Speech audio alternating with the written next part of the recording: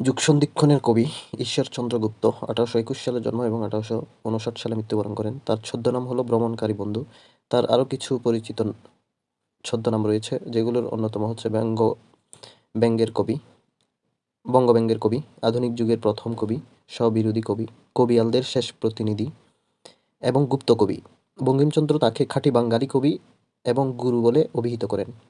1760 থেকে 1860 সময়কেই যুগসন্ধিক্ষণ বলা হয়। 28শে জানুয়ারি 1831 সালে তিনি সাপ্তাহিক সংবাদ প্রভাকর পত্রিকার সম্পাদক নিযুক্ত হন, যেটি 1836 সালে দৈনিক পত্রিকায় রূপান্তর হয়। তার সম্পাদিত অন্যান্য পত্রিকার মধ্যে আছে সংবাদ